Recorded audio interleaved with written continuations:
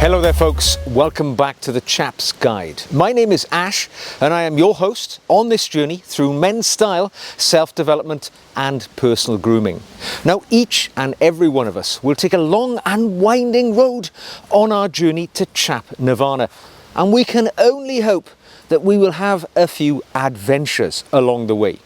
Well, today I bring you something of a special here for the channel, in which I have the opportunity to have an extended chat on Zoom, a video interview with one of the viewers of this channel, a gentleman called Matt, who comes from an adventurous part of the world, from Alaska, but he's been on a journey from the source of the river Rhine right down across all of the countries that river passes through, right until it reaches the North Sea. And he had many an interesting experience on that path. So here we go.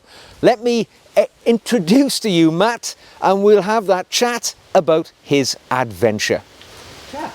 So anyway, Matt, it is great to see you again. I know we met, let's have a look.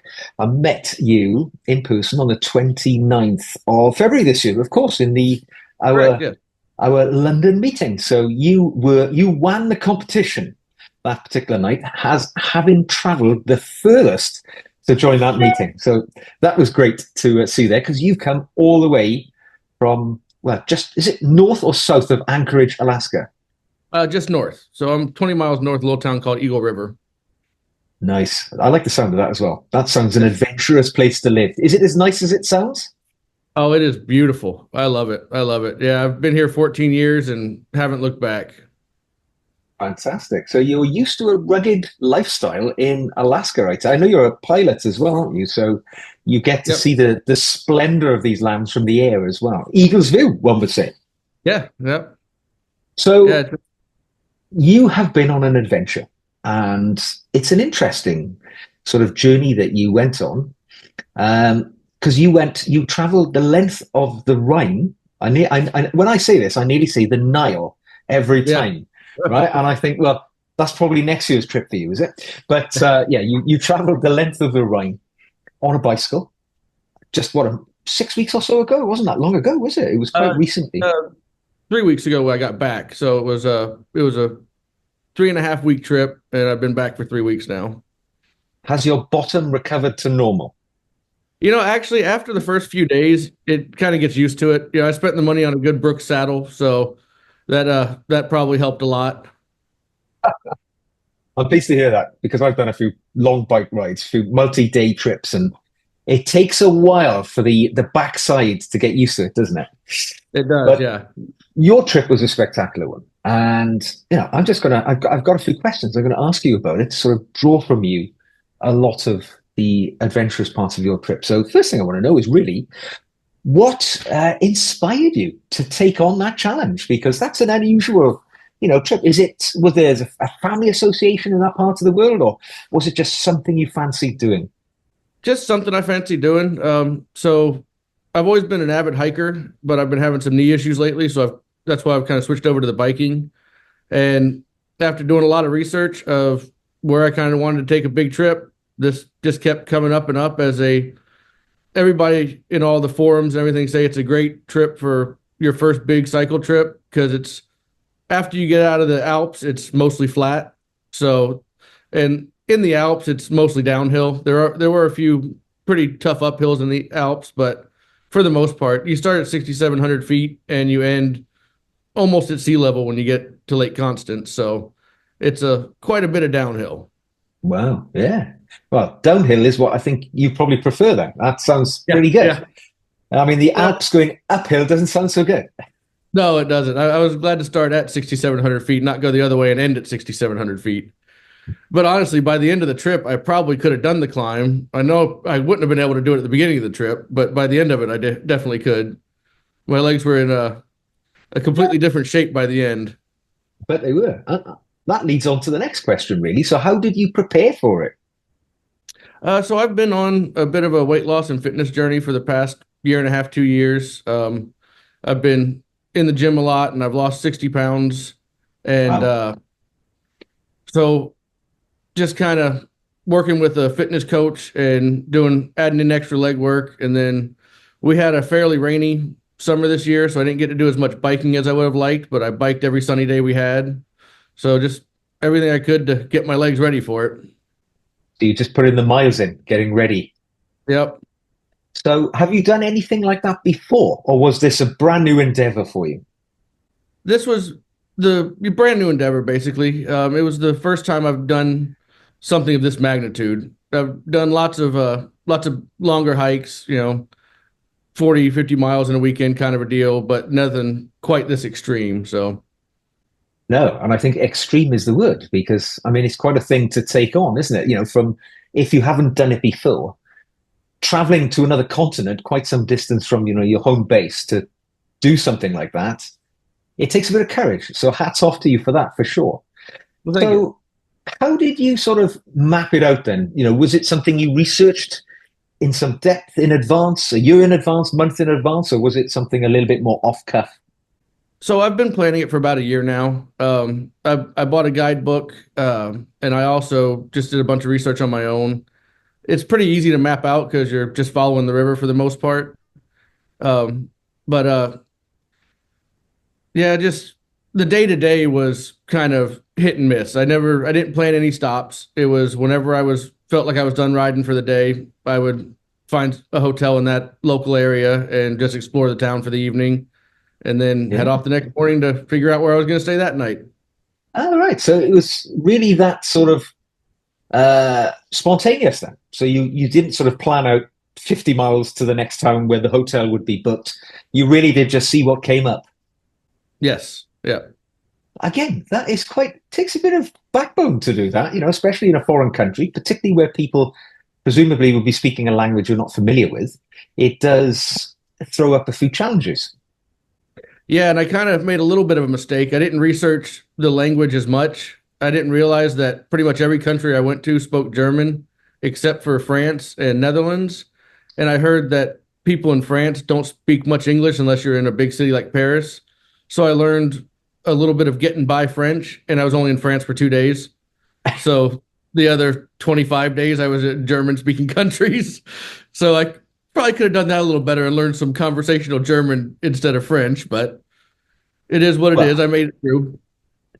yeah, well, you only need. Hang on, I'm trying to remember my conversational German. I lived in Germany for 3 years, and all I can remember is "Ein großer Bier bitte."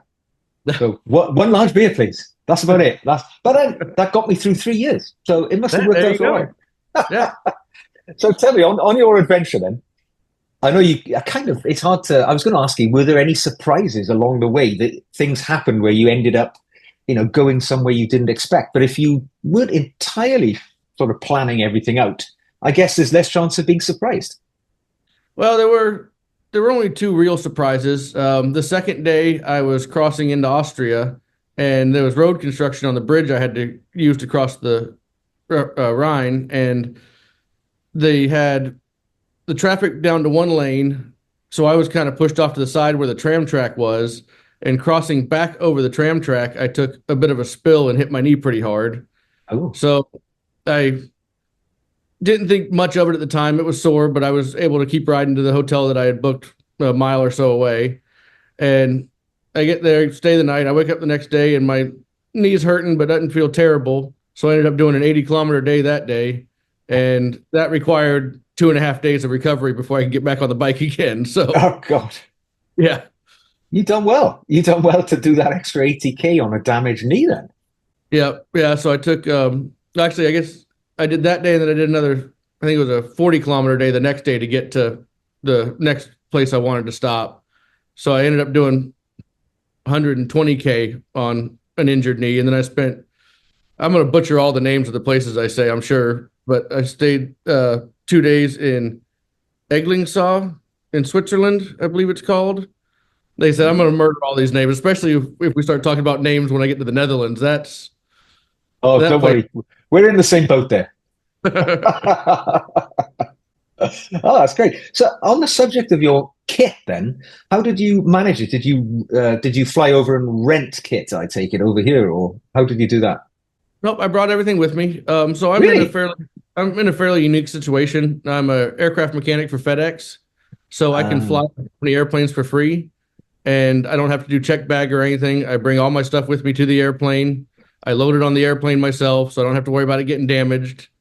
So it worked out pretty well. The only hassle was toting, I think it was about 65 pounds with the bike and all my kit from one airplane to the next airplane as we changed airplanes in Memphis and then to Cologne. And Mm. so that was a little arduous, but it's nice being in that situation where I don't have to worry about extra baggage fees and riding in cattle class with everybody else. I'm on an airplane where on the way over I was literally the only passenger and I had a bunk to sleep in.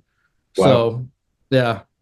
That's nice. That's super first class. And I Yeah. guess handy as well because you're then operating kit that you're familiar with because you've done your training on it as well. So you don't have to get used to a new bike or, anything else.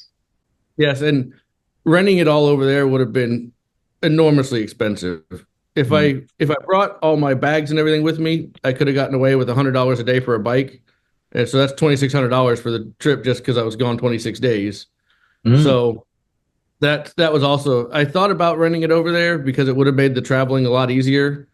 But I'm willing to haul my stuff around to save $2,600.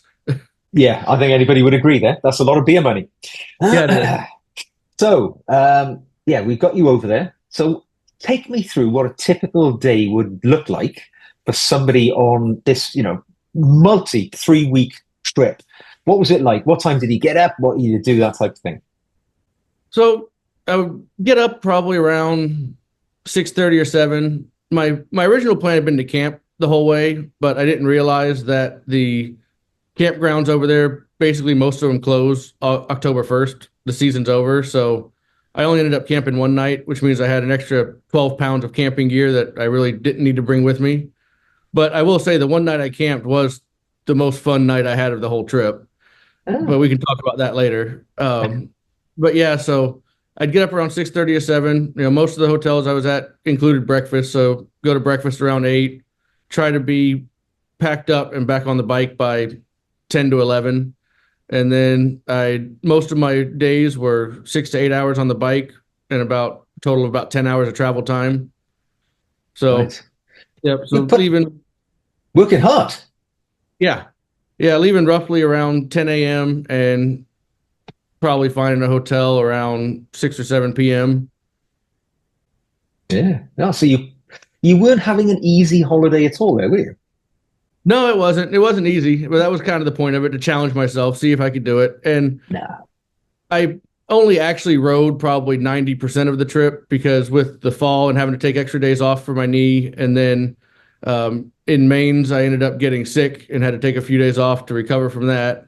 So I had to do a few makeup days in the kind of the non-scenic parts on train just to make sure I could still get it in my allotted time Ah, because that's good. it was 16 days of actual riding, and then I ended up losing about 5 days to injury and illness. Mm. So I had to make up that little bit of gap time. So it should have been, I believe, 1,200 miles is the entire Rhine, and I did 1,000. I mean, 1,200 kilometers, and I did 1,000 kilometers. So That's still a good claim there. That's a good claim to fame, to be honest with you. That's pretty good. So tell me, what did you, I mean, I'm thinking about the environment. I was going to say that, how did you cope with the sort of the weather? Because we're talking October in the Alps. It's not particularly the best time of year. But then I had to check myself then because I remember I'm talking to a guy who lives in Alaska. So I'm guessing this is not difficult weather for you at all. it wasn't. I will say, like, once I got further north, so it's a very dry cold in Alaska, and you really see the effect on the humidity when you get into the cooler temperatures. Because when I was in, there were a few days when I was riding in 45 degrees Fahrenheit, so that's probably 7 or so degrees Celsius, Mm. and it actually felt pretty cold because of the humidity. I'm guessing because 45 degrees up here, I'm still wearing just a light long sleeve shirt. I'm not even throwing a jacket on yet for the most part. So, but Yeah, so the weather. My first day, they were calling for 2 inches of snow at the mountain pass I was starting in. So I was a little skeptical on if I was going to actually be able to start at the very beginning of the Rhine.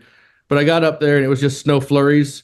So I was like, yeah, I'll just deal with it. And it was about a 4,000 foot descent over 3 kilometers, 4 kilometers. So it was getting out of the snow level really fast. So the Yeah. first maybe 30, 45 minutes, and I was below the snow line anyway. So it was out of that. But yeah, I had a couple of days of rain, a few days of really strong headwinds.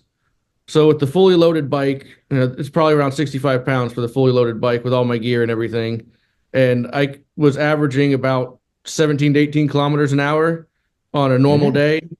And there was a few days, the day before the last day of my trip going through the Netherlands, I had a day where it was 15 mile an hour, gusting 28 mile an hour headwind.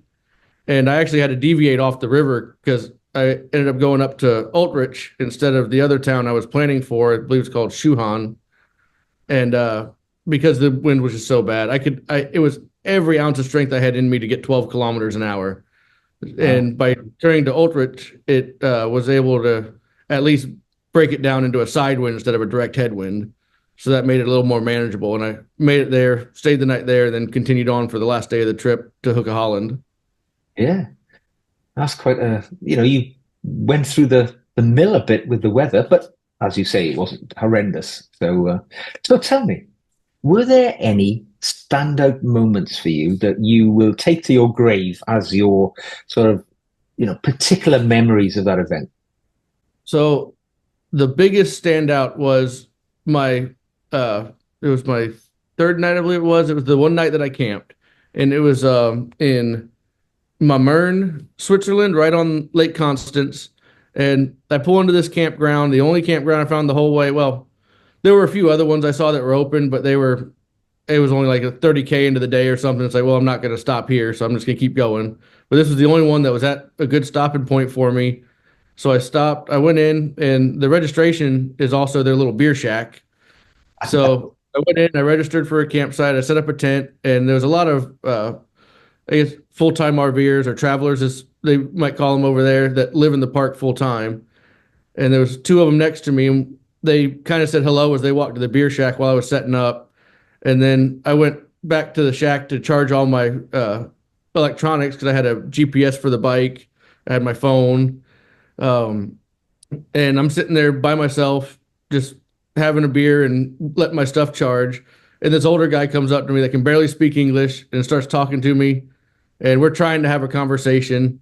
And then the other two people that were camped next to me, the wife spoke fairly decent English, and the husband spoke pretty broken English. They started talking to us. Next thing you know, they're buying shots of Appenzeller, which I guess is a traditional Swiss liquor, and we ended up drinking and trying to talk to each other till like 1 o'clock in the morning. And I was really not feeling great the next day on the bike, but that was the most memorable part of the trip. Those people were amazing. If if there's anything that could happen, it'd be awesome to run into them again sometime. But I don't know if that'll ever happen. So No, it sounds like that was a one of those, freak moments in life where you just meet the right people at the right time and it all clicks into place. yeah. Ah, good. I'm glad one of your most memorable moments involved beer. So, what more can you say? So you've traveled through quite a few countries there then. So let me think. You went through Switzerland, Austria, Yep. Germany, obviously, France, the Netherlands. Did you touch Belgium or was that off the route? I did not touch Belgium, but I did touch Liechtenstein. Ah, So I thought about having a lunch in Liechtenstein on my second day on the trip, but when I got to the area, it was raining pretty good. So I just rode across the bridge, took a picture of the Liechtenstein sign on one side of the road and the Swiss sign on the other side of the road, and then continued on to my hotel that I had booked in Austria.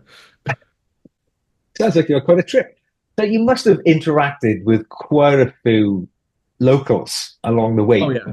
What did they think about your trip? A lot of them were. I was actually a little surprised because of how popular of a route I heard it was, and all the research I'd done. That a lot of the locals had never heard of it before, and they thought it was a really interesting trip to do. And a lot of them were like, "Oh, yeah, I've done that trip in a car, but I don't know if I'd ever do it on a bicycle." Yeah, it was the locals were awesome. Everywhere I went, I never had a bad experience with anybody. The people were great. And even when I was in France and trying to order something at a cafe, I'd be trying to fumble my way through it, and inevitably somebody would be like, "Oh, I speak English. I can come over and help you." And so it was really a really great experience as far as the people go. Yeah, yeah. It's funny though, isn't it? When I mean, it depends where you're from, I guess, as well. I mean, you've got the right accent. You know, it works well in Europe, I think. Same as, yeah. I mean, a British accent probably not quite so good, but an Yeah. American accent in certain European countries goes a long way to getting friends, I think, as well. So that's handy as well. So I'm glad they were quite favorable to you because you never know how people are going to take it. But then you're slightly off season, aren't you? So I guess there's not many tourists. I mean, did you encounter other people cycling the same route? So I didn't until about three-quarters of the way through the trip, which surprised me a little bit because they say it's fairly popular into September. But and they also, all the research I did said beginning of the Rhine to the sea is the most popular route to take. But about three-quarters of the way through the trip, maybe two-thirds of the way through the trip, I encountered a lot of cyclists going the other way. Oh, right. So that kind of surprised me. And it might have been because it is later in the season, so the Alps can be hit or miss on if there's snow. So maybe people are just trying to start in the warm end and see how far they can get before they run into weather they don't like anymore. But Yeah. I only encountered one other cyclist going the same way as me, and we kind of just had a fleeting pass and didn't really get to have any conversation or anything kind of deal. They were stopping, and I was just starting for the day, so it was kind of a "Hey, how you doing?" in Yeah. passing. Yeah. Fellow travelers of the road or the Yeah. bicycle. That's interesting. So, of the journey itself, then, thinking about the physicality of it, what was the most challenging part for you, do you think? The most challenging part was, and actually, there was a story about another person that really helped out. It was in the Netherlands. I had gotten to Arnhem, where I had planned to stay for the night, but I hadn't booked any hotels. And I get there, and I'm trying to find a hotel. The only thing I can find is like $500 a night, and it's towards the end of the trip. I've already when I got sick in Mainz, I spent a little bit of extra money on a nice hotel room because I knew I was going to be there for almost 3 days. So didn't want to stay in some tiny little room. So I'd already kind of spent my extra budget money for a nice hotel. So I was like, well, I'm not spending $500 for one night. So I found a place that was another 30 kilometers away, and I'd already had a long day. So I was like, well, I'm just going to do it. So I booked the hotel and I start cycling. And everybody says the Netherlands is flat. That day was the most climbing I did except for the Alps. So I'm climbing hill after hill and I'm just getting exhausted. You know, it's like, am I actually going to be able to make this hotel? I've already booked it. I've already paid for it. I've still got another like 10, 15 kilometers to go. And I turn down the route takes me through this little cow pasture basically. And I pass somebody on a horse and that was pretty neat. And then another cyclist goes past me, kind of looks back, sees all my bags on my bike, and slows down and comes back. And we have a good 5 minute conversation riding next to each other through this horse farm, and that just energized me to, all right, that can keep me going. Somebody gave me a little bit of encouragement, and you know, and this is a great thing. And of Yeah. course, the shot I always got was Alaska. What are you doing over here? But yeah, it was just that gave me the energy boost I needed to do that next 10, 15K to the hotel. And it ended up being a good experience because I got to that hotel and it was, I'm not even going to try to pronounce the name. It's in the Netherlands. But I was just wandering around that night, went and got dinner and found this little pub. And I walked in and I was like, so do you have any local, alcohols or anything that I should try while I'm here? He's like, well, you just happen to be in the biggest Genevieve bar in the area. So let me set you up with some local distilled stuff. And so I tried some local distilled Genevieve, and so that ended up being a great night too. Sounds good. I mean, I'm a huge fan of the Netherlands personally. It's my favorite European country. And mostly that is down to the people. I just absolutely love Dutch people and their attitude. They're all so happy. Yeah, the Netherlands was a great country, but I honestly, like I said, I didn't have a bad experience in any of the countries I went through. So That's it was nice. It was fabulous, really fabulous diplomacy, Matt. I love it. That's good. Right. So beautiful landscapes you must have passed through. Was anything which really sort of grabbed you and you would say spectacular? I mean, I'm thinking Switzerland possibly because that's very beautiful, obviously. Yeah, Switzerland was amazing. Unfortunately, there was a lot of cloud cover in Switzerland, so I didn't get to see the full peak of the Alps, but just, it was amazing. Chur, I really want to go back and see Chur on a beautiful bluebird day because I don't know if you've ever been there at all, but it is this small little town that is completely surrounded by probably 7,000 foot peaks, and I could only see probably 2,000 feet up them. And I was just, being in Alaska, I love the mountains, and I'm looking at them, I was like, oh, I want to see these in all their splendors. I'm definitely gonna have to go back and check that out in all its splendor. Yeah, that gives you a good reason to come back for the next Yep. expedition. I'm sure it does.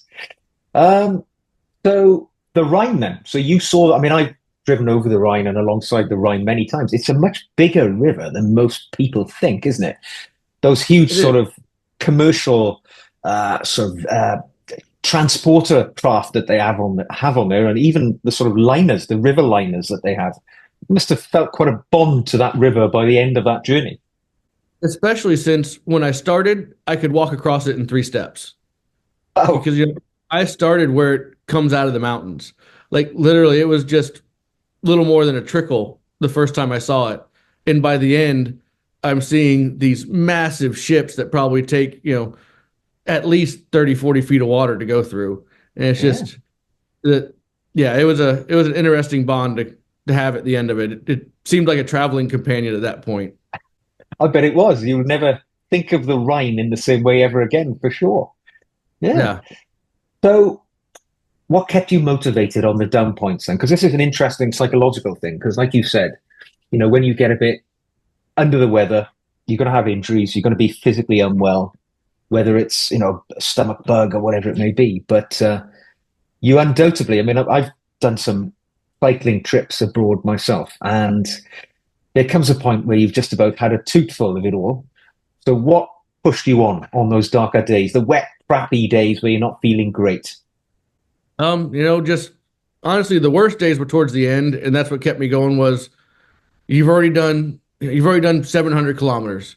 What's another 300? Just keep going, keep going. And then, as I said about that other story, the people. It seemed like another time. So another one of the most beautiful parts of the trip was from Mainz to Koblenz, I Oh yeah, believe it is.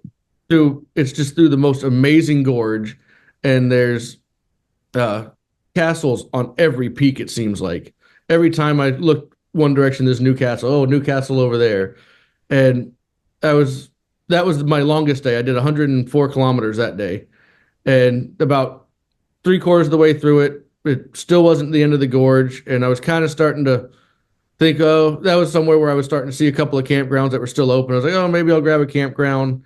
And that was the first time I passed some people coming the opposite direction, who I believe were American, but I just got a few words from them. And it was just yeah, keep going. You can do it, man. Woo. Kind of, we're on this, in this together. And I was like, well, I'm going to keep going until this gorge is done. So I ended up going the rest of the way and making it a 104-kilometer day. So it's between just determination and the people I met along the way is what really kept me going.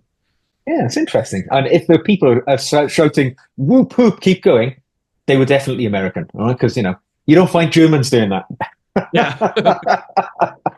So, talking about sort of introspection, I'm a big fan of learning lessons as we go through life, and that's quite a life achievement you've gone on there. Did you learn anything about yourself that you didn't know by the time you got to the end?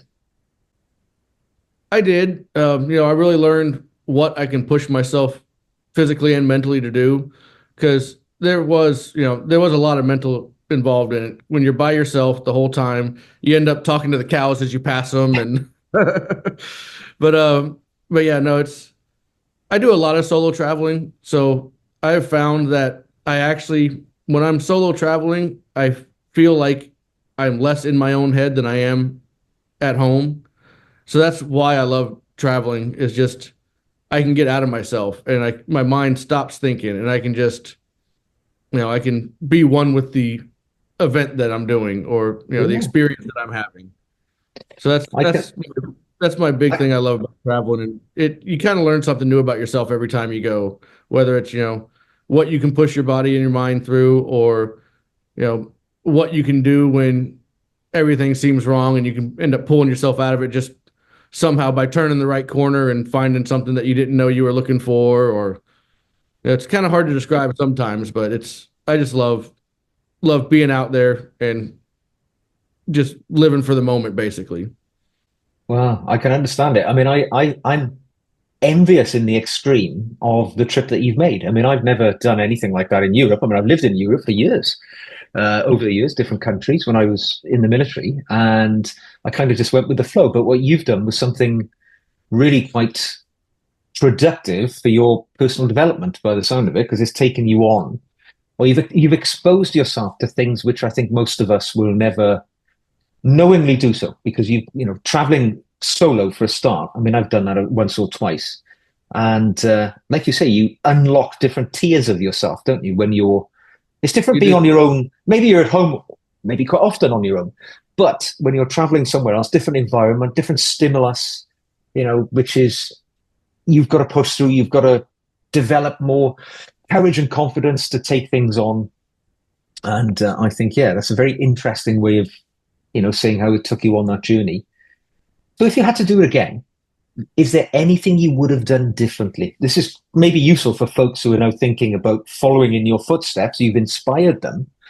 What would you advise somebody different? So I usually do a lot of my traveling on what they call the shoulder season. So it's just after the main season, but not quite the off season yet, just because the hotels are usually cheaper. There's less crowds.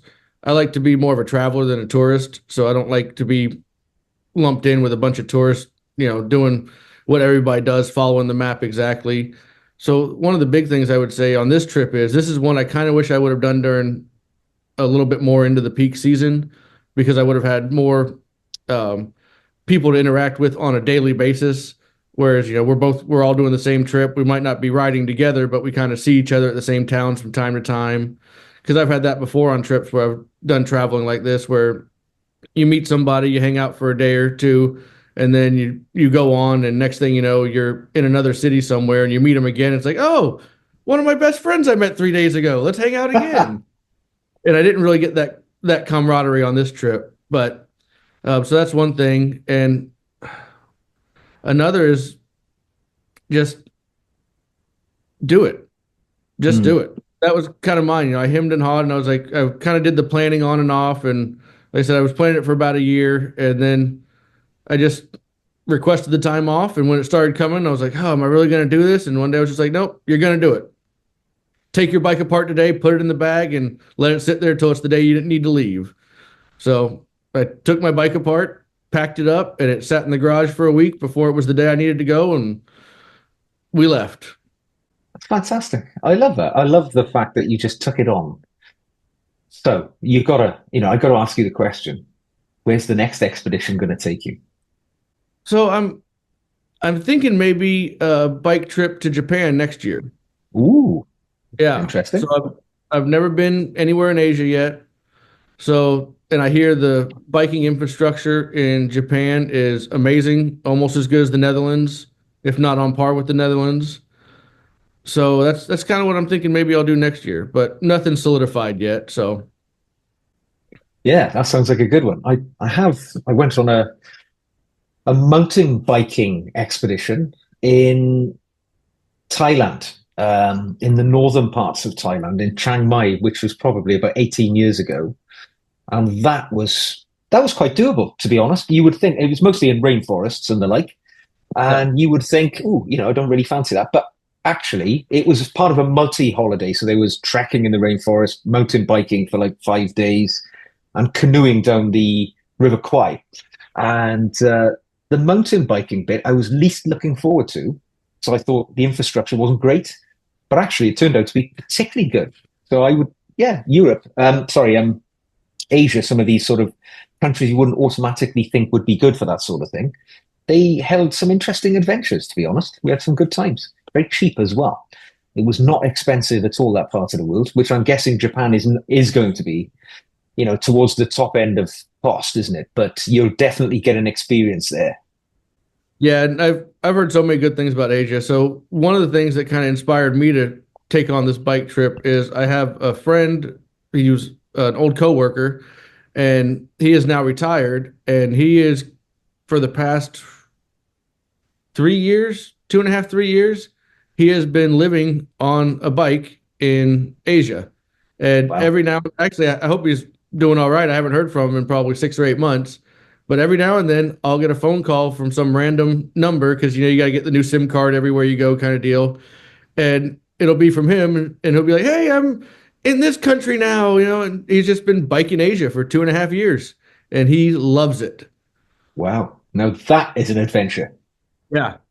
Yeah, he's a and he's up there. He's over 65 because he was a pilot and mandatory retirement from the airlines at 65. So he retired from the airlines at 65, and then I met him working at a small air taxi where you're still legally allowed to fly as a pilot over 65. He did that for a couple of years with us before he officially retired. So he was 67, 68 when he started this trip. And yeah, he's been riding for 2 years now, 2+ years. Top man. He must have got some character about him. Yeah. Yeah, he's an interesting character, that's for sure. Yeah. Well, I got a good trip for you. What about John O'Groats, top of Scotland, to Land's End, the bottom of Cornwall, entire length of the UK? I think it's about I've act- 700 uh, miles, something like that. You've done it, have you? Don't tell me you've done oh no, I haven't done it, but so the app I use to plan out my bike routes is called Komoot, and one of my saved routes in Komoot is that one. So it. one of these times, and I was actually thinking if I don't make it to Japan next year, I might do that trip. So we'll see. We'll see which one happens. But yeah, that actually is already planned out in my GPS app that I've got. Well, you'll get some fans coming. I'll even come and cycle with you along the way There you go. That'd be if you great. do that one. I could stick a day or two of that, I reckon. Like train up the backside. No, well, it sounds like you had an amazing time, and all credit to you. That is quite an adventure to have travelled so far from across the other side of the planet. Really, what's that? You're 9 hours behind me, so you're 10 hours behind in time the area that you would have been cycling down, I guess. And yeah, that was quite an undertaking. And really credit worthy, and I'm sure, hopefully, it will have inspired many of the chaps watching this to think, nothing's beyond anybody, is it? We're You're just right. ordinary guy. You can do it. Yeah, exactly. It just get out there and do it. And one of the main reasons I picked this as my first big cycle trip is because of how great the public transportation is in Europe and the UK and just everywhere over there. Like public transportation in the US is garbage. We have an Amtrak system that only services probably 20% of the country, maybe a little more. Whereas over there, I knew that like when I fell and had my injury and I needed to make up a little time, no matter where I was 20, 30 minutes away from a train station. So it's like that's my whole idea was if something happened, I have great transportation over there to make it work. I'm glad that I ended up doing, 90% of the trip and still getting 1,000 kilometers, but it was nice knowing that I had that as a buffer if anything really bad happened. Yeah, yeah. I was just thinking, I bet your Strava account on your phone is looking fantastic, isn't It is. The month of October looks great. it? Yep. Nobody's going to beat that one anytime soon. I'm pretty sure of that. Oh, that's fantastic. Well, cheers, Matt. It's been lovely to speak to you today and to learn about your trip. And I find a sense of, inspiration swelling over me. I feel like I need to go and undertake some sort of adventure to keep up with men like you. Well, do it. Get out there and do it. Absolutely. I think, yeah, you've tipped me in the right direction. So, Oh, actually, you could take back up a sport that I just ended up learning about and reading an article about here recently called pedestrianism. Have you ever heard of it? extreme It's, long distance walking. yes, yes.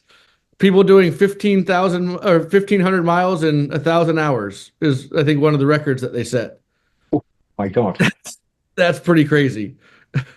Yeah, I mean, I'm just starting to do some running training because I've got a 10K race coming up next month, and that's 6.2 miles. And that's a mental thing in the mind, but to walk those sort of distances, that is spectacular. I mean, it was very popular, in the past.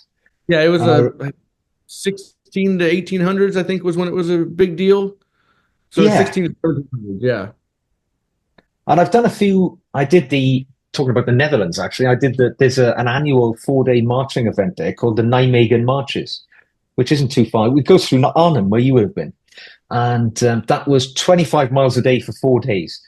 That was pretty tough, actually, on the feet, mind, rather than the mind. You can do those sort of distances, but you've got to toughen your body up for it. But it can be done. But yeah, so that's a great way of seeing parts of the country. And again, it's even better because you can jump on a train if you need a break, can't you? And skip a bit. Yep. Yeah, that's interesting thoughts. Interesting thoughts. Well, cheers, Matt. It has been a joy to speak to you again today. And well. I hope we'll meet again soon because I enjoyed meeting you in London earlier in the year. So we'll catch up with you the next time you're over this side. Yeah, and hopefully I'll be getting my tie soon. I was hoping to have it for the conversation today, but it has been in Kent, Washington for 2 days, which to me that means it's not flying up. They're putting it on a barge, so it'll probably take 7 to 8 days to get here after they actually put it on the boat. Well, could be worse. Could be coming by cyclist. That is true. That is very true. But no, it's a great tie. I'm sure you'll enjoy it when it arrives. I see all the guys are wearing them now. All the smartly dressed men around town. Yeah. But you're very dapper indeed. So, you don't need a tie.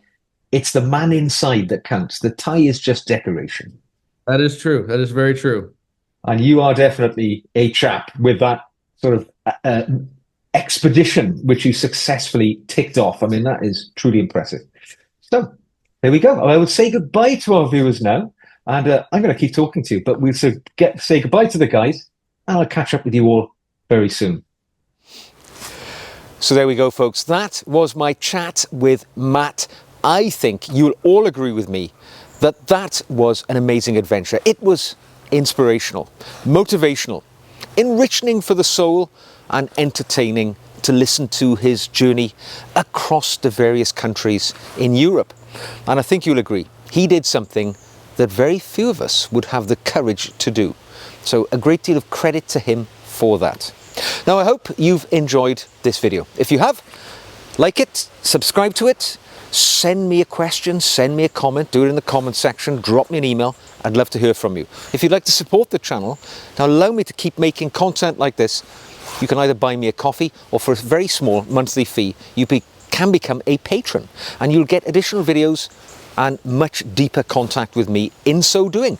And you will find the link to how to become a patron in the show notes below. So today, my salute is very definitely for Matt, our bicycle adventurer. Take care, and I'll see you all very soon.